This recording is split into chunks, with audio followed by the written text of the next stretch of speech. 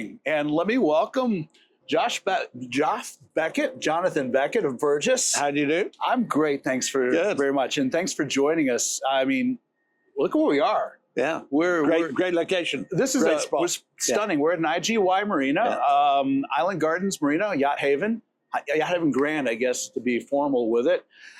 What's really cool, we're sitting on board a really cool yacht built by Superyachts.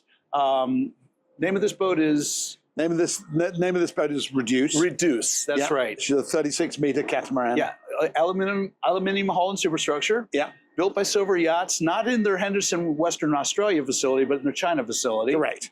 Yeah. Fun little segue here is when I came on board, and I mentioned this to Joff a few minutes ago, there's a nautical structures crane on the back deck we're sitting on that I actually was integral in the design and integration and selling process. So I feel quite at home having some products from my past life sitting right behind us as a reminder of how we got here and what we're doing here. Yeah. Yeah. So yeah, cool boat, and really wonderful to have the hospitality. Understand this is a boat listed with Burgess? This boat is for sale. She arrived here in the United States a couple of months ago, and she's here, and she is, properly for sale, quietly for sale, but, formally for sale, asking 20.7 million euros. And, fantastic. There's quite a bit of interest in the boat at the moment. Well, there should be. It's a really cool boat. It's a very cool boat. It's very unique and, fantastic boat for cruising the Bahamas. I would think so. It's catamaran. It's low draft, wide beam, very stable, Marshall Island flag. Yeah. And, check it out. I mean, it still has the new boat smell in it when you walk through it. So, yeah, that's good stuff. So anyway, we're in a really cool place this morning, and it's always fun to be in Miami. It's such a unique location in the world. It's a destination. The IGY Marinas are a destination. There's a lot of stuff going on in all that space. It's a MarineMax company. I'll be sitting with Chuck Cashman here shortly to talk about his business. And of course, IGY rolls into that. So we're connecting dots, Joff. Right, very good. Yeah. Today we're talking about yacht management, yacht brokerage, yacht charter, and Burgess touches all those spaces. We absolutely do. I mean, we call ourselves a 360 service company. I mean, we should be able to sort of help a client through the whole life cycle of his yachting life, whether that's building, managing, refitting, chartering, buying, selling, crewing, insurance. We touch everything. Awesome, awesome. So before we go down that path, talk to me about your path. When did you come into the maritime industry? What brought you to the sea? Well, I always like that story. I grew up in a small sort of provincial county in England called Norfolk. It's on the coast, on the east coast in England. Yeah. And it has a series of lakes and rivers, inland lakes and rivers called the Norfolk Broads. And I did all my early sailing in very small dinghies from the age of 7. There we go. Yeah. So many people I talked to, myself included, started in sailboats at a young age. Yeah. So first time I went out in my little 7-foot dinghy, I capsized. My parents running up and down the riverbank thinking I was going to drown. But, and I just had a love of the water and love of boats. And then I went to a sailing school and learned how to sail. And then I became a sailing instructor and then a senior sailing instructor. And I think I was the youngest senior sailing instructor in the UK. Wow. At the age of 16 at that time. Yeah. Okay. Yeah. All right. Yeah. Fantastic. Yeah. So that got you on the water. What was the first paying gig you did once you decided to move more professionally? So the first, I was teaching sailing during my high school holidays and university holidays. But when I left high school at the age of 18, I wanted to go and work in a sailing school in Spain. Okay. And another sailing instructor came up to me and said, you don't want to do that. What you want to do is you want to get on a plane and fly to Antigua and get a job on a big sailing boat. Okay. So that's absolutely what I did. And I got on a plane and I went to Antigua and I got a job on the biggest boat I'd ever seen, which was a 55-foot Sparkman and Stevens ketch. And that's okay. And I was paid $100 a month. And I thought that was absolutely incredible. You're doing well. I was there for 10 months. The guy who owned it was called Pixie, the sailboat. And he bought a Bertram 63 motorboat, and he flew us up to Miami, 3 of us, and we delivered the boat from Miami all the way through the islands down to Venezuela. So would this have been in like the early 80s, late 70s? So that would have been 1975, 76. All right. Yeah. Okay. Yeah. All right. Yeah. Cool. I just put in perspective, one of the first sailing boats that I actually delivered was in 1984. It was a 64-foot Irwin Ketch. Okay. And we were taking them from the factory, the shipyard in St. Petersburg down to St. Thomas and St. Martin. Yeah. And that at that time was one of the biggest yachts I'd ever boat. seen. Yeah. I mean, those even had a hot tub on the back. I mean, those boats were, 60, and you think of a 65-foot Swan, I mean, you thought, this is something just incredible. Remarkable, yeah. And then you had the ocean, the ocean boat, the ocean sailing boats that were 71 feet, 75 feet. And yeah. Amazing. Yeah, it was really, that's a really halcyon time in the industry, because it was, like we were talking about earlier, cottage industry more or less back then. And people were doing it for the love of doing it, for sure. You eventually migrated off the boats, though. I did. So I did my year in the Caribbean. I then went to university in England, and I basically sailed and played rugby at university.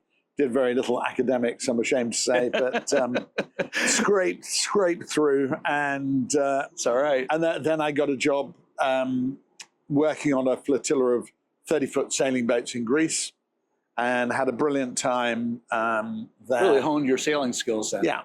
Had a brilliant time there for sort of about 20 weeks. And then I bought a yachting magazine, and I wrote a letter to every single advertiser in the magazine looking for a job. And I think I must have written about 90 handwritten letters and got 5 replies. And interesting. That's back in the day they went out in the post. That's right. Absolutely. Right. Yeah. No emails. That wasn't in personal. That was a personal, outreach. So I got 3 replies. One was from Yachting Partners, which was a British company in those days. And they replied saying, sorry, nothing going. One from Nigel Burgess saying, I've just started my company, nothing going, but do come in for a chat. Like to meet you. And one from a company called Halsey Marine, which was a big company back in those days, and also said, come in for a chat. So I met Nigel, liked Nigel. It was just him and the secretary at that time. And he said, look, you're a nice young man. I was 22 years old, I think. You're a nice young man. But, I can't afford to employ a third person in the business. Think about that, the third person. All right, the second employee. Right. Yeah, but stay in touch with me. And I got a job on. I got a job with Halsey Marine, working as a yacht broker in Athens. Oh wow! On commission only, which was quite the experience. Living in Athens, had no money. You got to eat didn't sell anything. Ate a lot of rice and sort of a lot of navel gazing and walking the docks. Got on, worked out how to get on board boats and make some friends. But you learned how to work hungry. Yeah. Yeah, wow. So I didn't sell anything. And then about 9 months later, a letter arrived in our little studio apartment in Piraeus with a Monaco stamp on it. And it was a letter from Nigel saying, I'm coming to Athens in 3 weeks' time. I'm staying in the Cavadora Hotel in Athens. If you're still interested in a job, come and knock on my door between 8 and 9 o'clock. Every morning I'll be in the room between 8 and 9. So, and that was before email and before mobile phones. Right. It's brilliant. So I knocked on his door on a Tuesday, and we actually met for a coffee on the Tuesday lunchtime. On the Thursday we had lunch together, and on the Sunday I moved to Monaco. Yeah. Wow, Joff, what a story! What a story! Now that was early days of Burgess. Did you stick with Burgess, or did you go to other houses? So I've been March 1981, 1st of March 1981. Right.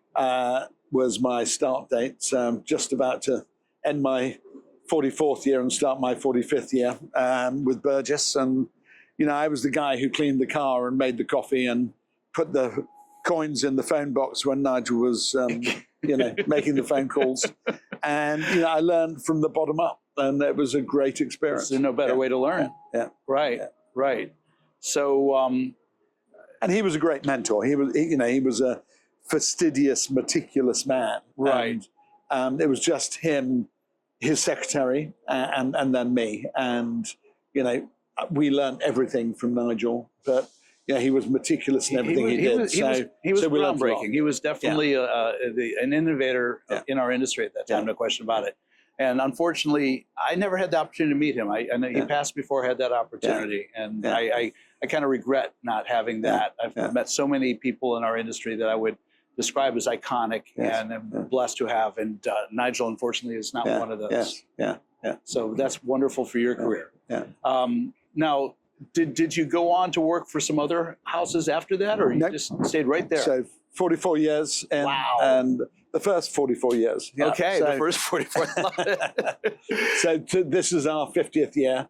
2025 is the company's 50th year, and I'm going to be entering my 45th year now. And I sort of feel that as a company, we've done well, but we've sort of dragged ourselves from being a funny little company to a sort of stable, relatively big business in our world. And we've now arrived at the start line with our business, and the next 10 years is really when it's going to take off, and it's going to be really exciting. Well, Jeff, I got to tell you, the many years I've been going to the Monaco Yacht Show and other shows, but Monaco stands out because at the Monaco Yacht Show, I see the Burgess logo on the courtesy vehicles. I see the flags flying on so many boats. I see the turquoise logos and shirts and uniforms of what seems to be dozens, if not hundreds, of Burgess employees and brokers and assistants and PAs and all of that. It's a very strong presence you guys have, and to me, it stands out as an indication of the depth that you guys have achieved in the industry. I think we thank you. We like to do things well. We take a lot of care and attention in from everything, the way our officers are presented, the way our staff present themselves, the way we present listings for sale or for charter, and the detail. I think our brokers and charter brokers really know their stuff intimately. They're not just messing around, superficially. They really know in depth what is required. I was on the phone to one of our guys in London this morning, and he's handling a very big deal at the moment, and he's nailed it. He's been with us 20 years. He's 44 years old.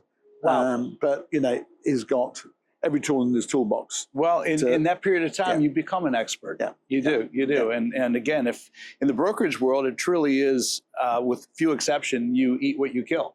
And so if you're not able to bring in the client, close the deal, you're not gonna last long. You're gonna struggle. That's so right. That's one of the nice things I think about our business, and we're very different to pretty much every competitor or colleague out there in our industry, is that all our staff, including the brokers and the charter brokers, are employed. So they do get a salary, they do get healthcare, they get a pension. Brilliant. And they have to turn up to work, because of that. They're not an independent contractor. That's good. Working just when they feel like working. We can tell them who they're going to deal with, which clients they can deal with, which clients they can't deal with, who's the specialist in sailing yachts or specialist in a fast Heaton motor yacht, and match the client to the broker. That's so necessary. And of course, they all get, very healthy personal commissions. But we work as a team. The information sharing is unprecedented in our industry. So every day, every morning, there's a newsletter that goes out with every single snippet of information in that newsletter. So they've got the tools they need to work. That's cool.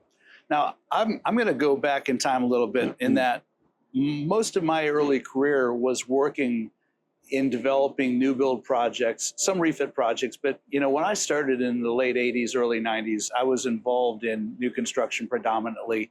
And it was integrating the equipment that we were manufacturing at Nautical Structures into all sorts of builds. And back then, it was a different climate. The competitive nature of the industry is much different. So I was doing business in Asia, throughout the North America, in Europe, in Turkey, a little bit in South America. And I had the privilege of traveling to all these shipyards in person and seeing dozens, if not hundreds of ways boats can be built. And the interface that suppliers have with boat builders and naval architects and designers to make it all come together.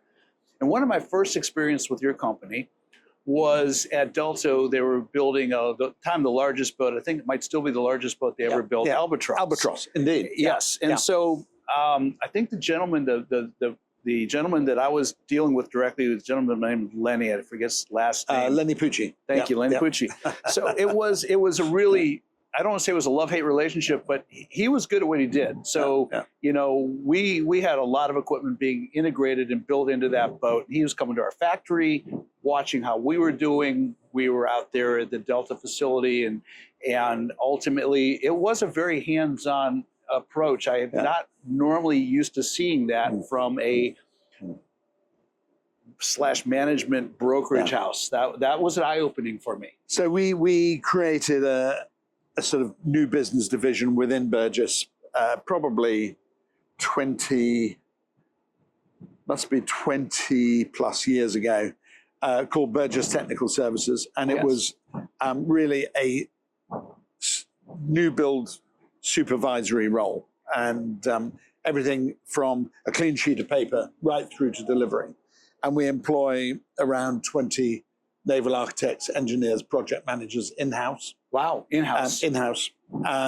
That's strong. And they are, you know, I would say without a doubt, they are the best team in the business. They happen to be owned by Burgess, but, you know, a lot of third parties have used that team. And, you know, we've been involved in the building of boats like Azam, the world's largest motor yacht by length, from a clean sheet of paper right through to delivery. We built that was a three Dilbars, the largest yacht by gross tonnage in the world. Wow, you know, we're building a boat of around 140 meters. We've got, I think, 10 boats building at the moment. The largest is around 140 meters. Several between 75 and 90 meters, and then some 60s and some 40s. But these guys are really experts in their field, and sometimes will even get retained by the yacht building shipyard to help them through a difficult situation. You've got some insight and you've got some resources, and not all shipyards have all that baked in. So it's good to be able to offer that. And cross-pollination is, you know, with just looking at Infinite Jest behind us here. Yes. You know, she's built in Turkey by Turquoise. We've built a lot of boats at Turquoise. I was involved in 9 builds at Turquoise. There we go. Yeah. So we do a lot of cross-pollination from, let's say we're building at Lursen and at Fedship and at Benetti, and, you know, the best practice from one, we try to, you know, cross-pollinate that into another shipyard. I love that. Yeah. I love that. God, there's so many rabbit holes that I want to run down here, but one of them is interesting. There's an intersection coming here, I think, in this conversation. That is, I'm about to moderate a conversation with the ISS, the International Superyacht Society. We're going to talk about risk mitigation in yachting. And that dovetails a little bit into new boat construction, and something that I have been paying attention to when I was working with the business I was building for Frank Jansen and JMS Yachting in Monaco, and I opened up the U.S. office a couple of years ago here in Fort Lauderdale. Started working with a lot of crew and really started listening to a lot of crew for the first time. And that's a cautionary tale to anybody in this industry, that you're in your own lane, so you're building cranes or you're building exhaust systems or you're building stabilizers, whatever you're doing. Don't ignore the bigger picture. Don't ignore the needs of the rest of the industry, because, you know, when the crew issue falls apart and the owner starts having a bad experience, it's not good for anybody. Yeah. And so my takeaway at my tenure with JMS was, wow, you know, there's some things happening here that I think need to be addressed. I think one of the reality checks is there is no second shift on board these boats. The crew comes on board, and the crew that's there is the crew that's there. So if you have guests that have expectations for a certain service at, you know, midnight or 2 in the morning, or want to get up at 4 o'clock in the morning, or something's going on in the transit of the vessel, and you got to have your engineer on, actively going for the next 18 hours, MSC and stuff has hours of rest requirements. Yeah. Flag has a hard time holding to that. There are always exceptions. And so one of the things I like to put on the table is in new yacht design, as we look to the future, and I saw something that starts approaching this at Van Lent. I'll bring this up in a minute. The accommodation for crew and the ability to almost create that second shift, to be able to have a few overlapping bodies on board so that you can keep the mental acuity and the hours of rest and the crew, it's never going to be perfect, but an improvement.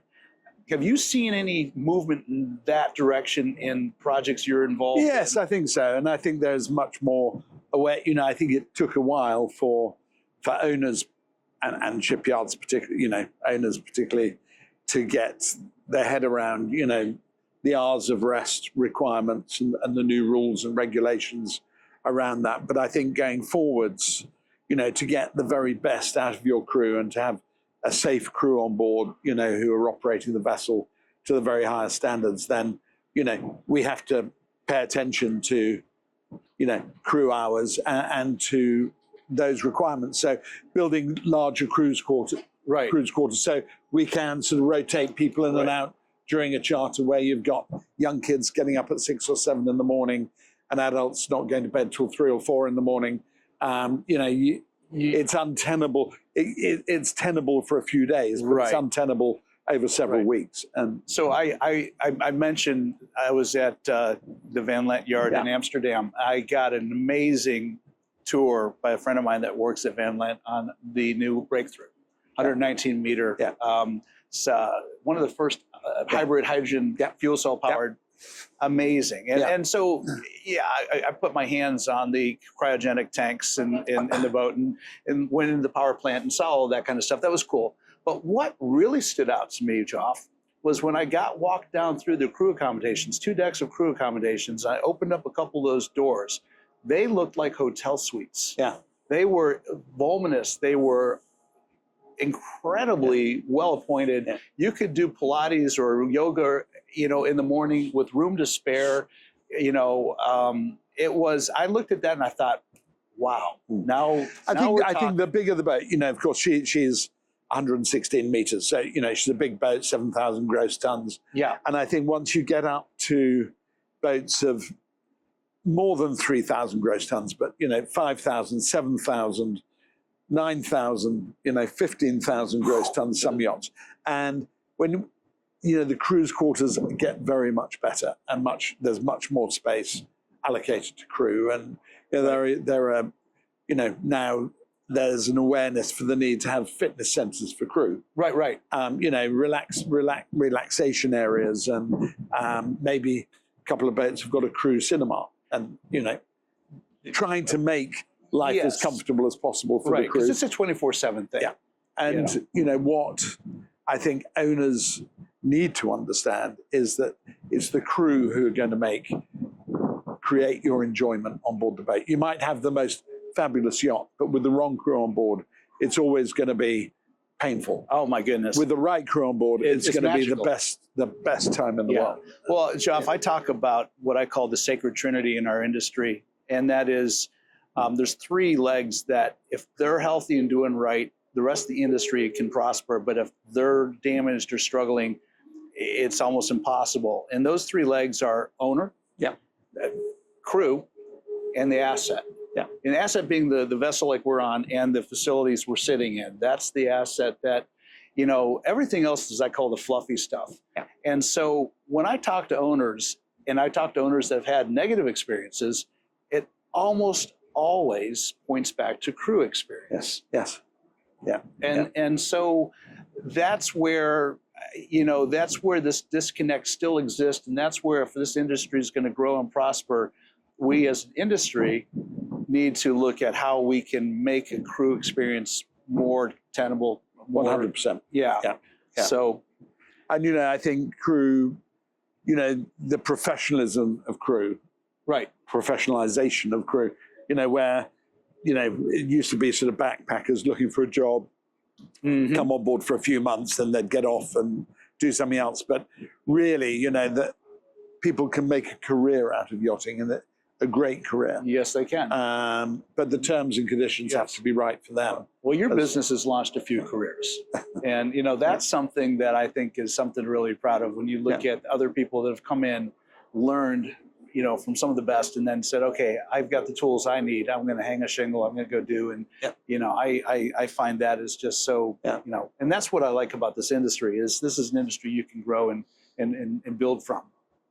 The sky's the limit. You know, I think there's still, I'm very excited now. You know, I was saying earlier on that we've sort of reached the start line, and, you know, we've when you say that, after 40 years, you've reached the start line. 50 years. 50 years. Well, you with 40, right? Or 40 something? Yeah.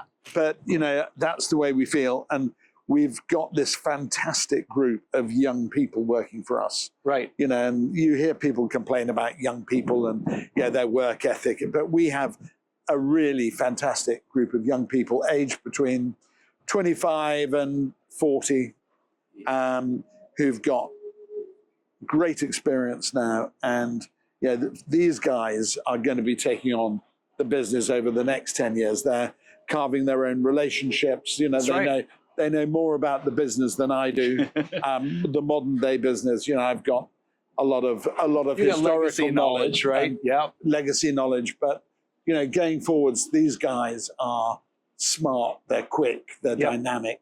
Yeah, and good communicators. It's so encouraging. I mean, I'm sure you noticed too, is behind the cameras here today. Yeah, you know, and I look at that and say, there's a perfect example of a young man who's you know finding his way and having this opportunity to meet and engage with so many people, and it is that generation, the next generation. Yes. And I do some mentoring with YPY, Young Professionals in Yachting. Very good. I think that's a great organization, and I could encourage anybody that has that bandwidth to be able to help and encourage to do so.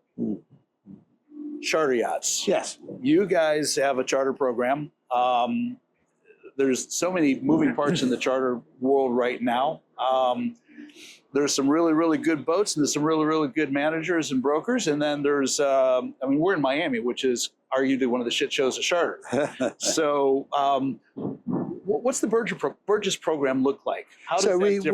we have two sides to our management department. We have the charter management, where we're looking after about 120 yachts for owners who list their boats for charter with us, and we do everything from negotiating, advertising the availability, finding clients, preparing the contracts, managing the money, managing the VAT, the whole process, provisioning, and then we have the retail charter side, which is our charter brokers going out looking for clients who want to charter boats. Right.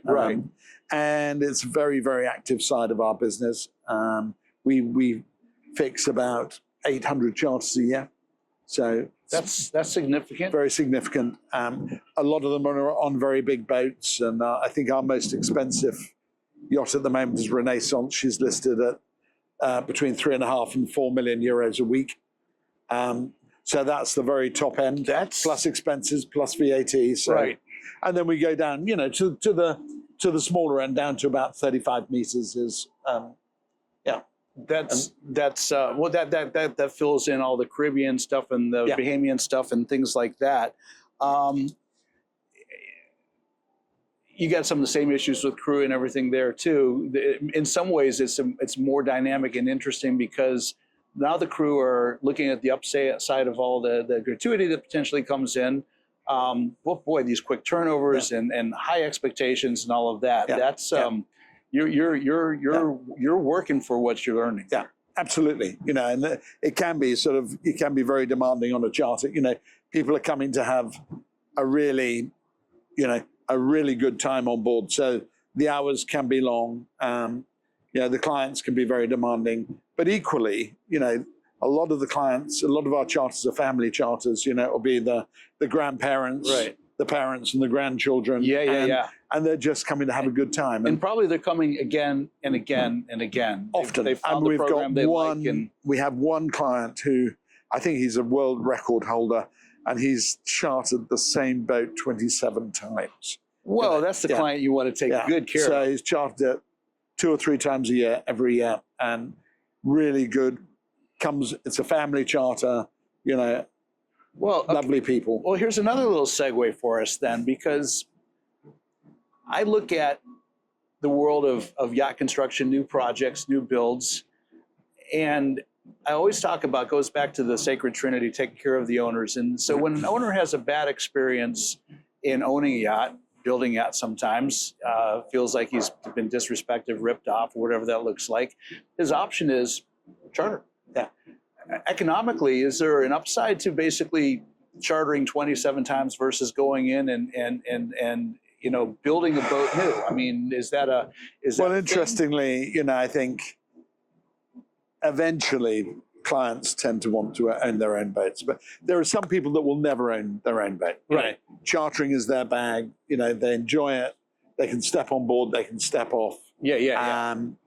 And you just never convert them. But charter is a great entry point Right. into yachting to educate people. They can try out different yachts, experience it. And a lot of charterers will eventually think about yacht ownership. So there's the business model. Get them into charter, build the relationship, give them a good experience, make sure they're getting a good experience, and then talk to them when they're ready to build a boat on their own. And pride of ownership, you know, I think you have to understand what pride of ownership is. You know, Oh yeah. I have a boat. I have a number of boats, but we have one fantastic sailing boat that we love, and you know, the pride of ownership of owning that boat. You know, we don't use it a whole bunch, but you know, when we're there, we're so, you know, invested in the whole program and in the crew and in and we just love it. So, you know, and you're sitting in the beach restaurant looking at the boat, and you know, where do you keep her? she's in the Mediterranean. Okay. So she's coming up to the south of France when we go back in the end of May.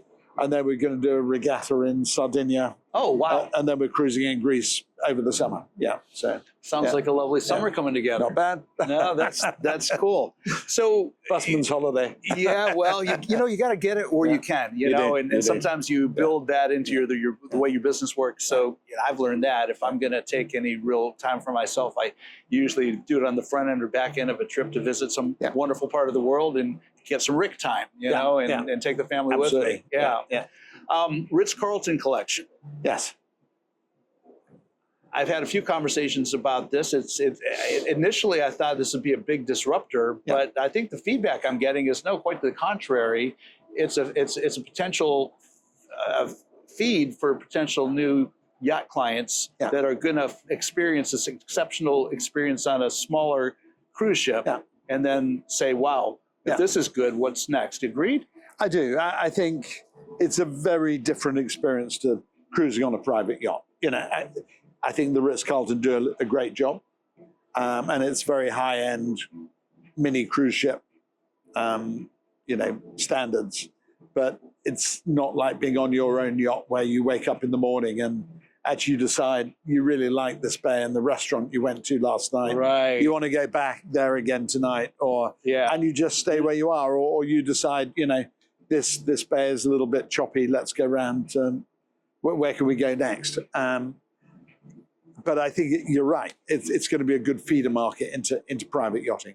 Yeah. Wow, that's I mean that's interesting how this stuff comes, because I think that's part of what our industry is missing. There's a whole demographic of high net worth individuals that have never even thought about yachts. You know, and you look at how successful the cruise line industry is and the millions of passengers that they take out every year. And you know, they're not inexpensive. I did a Disney cruise a year and a half ago, and that was painful. It's a pocketbook, you know. Yeah. And then again, you're on board with 4,000 of your new best friends. That didn't work well for me either. But no, I think that's an interesting kind of embellishment to our industry to a certain extent. And even clients who've bought a suite on the World cruise ship, you know, and they own a suite. The suite costs somewhere between, I think, $3 or $4 million up to $20 million to buy. Real. But those clients also charter yachts. You know, because they understand the privacy and the flexibility they get from coming on board a private yacht. No, that is No, that's a true luxury, and it's hard to find that. You know, commercially, it's hard to find that unless you can find some places that's crafted it specifically for you. We touched briefly earlier this morning. I wanted to kind of just go back to this real quick. There's been a lot of M&As happening in our industry. Something that you and I didn't see 20 years ago, 30 years ago at all. Or it was very rare. And today you've got to kind of keep a cheat sheet going to see who's got what, where, and how it's going. What's your thoughts about this? Is it good for our industry as a whole to see these roll-ups, these companies being bought up and combined and repackaged? You know, I think it's an exciting time. I think the industry is ripe for change. You know, I've been in the industry, as you know, 44 years. So. And it's sort of grown up, you know, it was a cottage industry. This is the way we've always done it. Why change it? Because it's, you know, but someone will come in and change it and disrupt it. And I think what's important is that we as a company or we as a group of companies try to guide that change, try to make that change that is a change that is beneficial for owners, and for clients who are buying, and for charterers, and also beneficial for ourselves. And you know, the way we've always done it isn't necessarily the best way going forwards. And it's time for change. I think good. We will see companies, you know, we will see companies merging together or being bought up. Right. We've got, you know, our eyes on a few players at the moment in the market, and that's exciting. You know, we've gone from being a small company to a big company, and now, you know, are we going to get bigger, or are we going to, you know, put some bolt-ons on? What's that look like? And that to me is just that's the obvious next stage. And it's gone, you know, from an industry where, you know, you had a turnover of $1 million a year, and then you were selling boats for, you know, $1 million, and today we're selling boats for maybe hundreds of millions of dollars. Right. It's a completely different world. Yeah. I was talking to a good friend of mine. I can't talk about his program because of some confidentiality issues, but he's working with a group that are putting together some new marina shipyard. It's an interesting program. And I asked him, I was talking to him actually this morning, and you know, I brought up the whole Blackstone acquisition of Safe Harbor Sun Properties. And his perspective was really interesting, and I thought about it, and I did a little research this morning about it, and it makes a lot of sense. The Safe Harbor program was somewhat risky for the industry because they're buying up all this real estate, and you know, this valuable. You don't get new real estate on the water. It's once it's gone, it's gone. And there was a lot of concerns about some of this, like they're doing with the Rybovich South Yard is going to turn into residences, and that infrastructure is going away. And then Blackstone comes in, and it's not Blackstone their real estate side; it's their infrastructure side. And so in the infrastructure piece of it, these are all long-term, long-view investments. They look at these properties as same way you look at when you're building an interstate highway or bridges or airports or ship ports, you know, port facilities. And that, I think, is really, really good for our industry insofar as the chance of having this waterfront property all of a sudden turn into real estate and multi-family dwellings is basically minimized, and we have a better chance of retaining our infrastructure as an industry. So that's an example, I think, where that was probably a really good move for $5.64 billion. I mean, the amounts of money are extraordinary, aren't they? You know, that's crazy. We never thought, you know, 25 years ago we would see those sort of numbers, but no, it's grown up. It's grown up a lot. Talk about growing up. You and I have something in common. We both have young children. We do. And we've both built our families and our lives around this industry. What's it like to be in this stage of your life and having the young ones and the family and all that? Are you able to craft out the time you want now? I mean, it's fantastic. You know, I have to say that, you know, I never expected to have a second family at my age, but you know, I've got 3 little girls. They're aged 11, 9, and 8, and it's just a joy. You know, I work hard. I'm probably a bit of a workaholic. I love what I do, but the joy of having a young family and providing for them and having, you know, this morning we were all swimming in our swimming pool at 6:30 this morning, watching the sunrise, playing what you would call tag, you know, right. but you know, these precious moments that you have. And you know, Saturday I'm off traveling this coming Saturday, and I'll be gone for 10 days, and you know, that's a fact of what I do. But you know, when we're there, you know, you're there every moment that you can. Every moment's a precious moment with them, and we take great holidays. We do a lot of boating. We're lucky we're going off on a Caribbean holiday at the end of March in a house, and you know, we'll have a great time. Fantastic. So what's next for Burgess? What's next for Burgess? I think we've got our eyes on the future. I think the future is, you know, we've turned the company from being, and my role from being someone who's just out there selling yachts to really trying to strategize what the future looks like and what it holds. And I think for us, we are definitely in a mind of sort of shaking things up a bit, in a good way for everybody. Right. A little disruption's a good thing. You know, disruption, but hopefully good for everybody. But I think if we and some of our colleagues don't do that, then it will be forced upon us, and that would be a shame. But it's got to be good for the owners and for the clients. And, good. Yeah. You see the U.S. markets looking stronger. The U.S. market is very strong. Yep. I mean, it's one of the reasons I moved here 8 months ago with the family. You know, Russia used to be a very big market for us, so America was about 35% of our business. Right now, today, I'd say it's about 65%. Yeah. Well, it's interesting you may put those numbers out there, because when I was sitting with Rose Dahman a few months ago, she told me that 74% of their owners buying their expedition or their support vessels through Damon were American. Yeah. And very similar percentages to the Amos brand. Yeah. And then talking to Fedship, my friend Ted McCumber is pushing the number. Of course, one sale changes it, right? But it's about 65 to 68% American owners. There we go. So you know, that's a good indication of, you know, where the American market is, where the drivers for this industry are really coming from.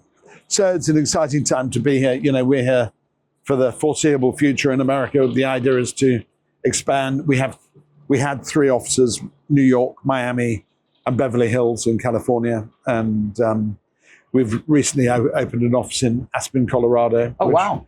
Will be a 12-month pretty landlocked office. There, isn't it? It's 9,000 feet above sea level, but great place to have a yachting office. And I love it. And we're opening in Palm Beach in May. Okay.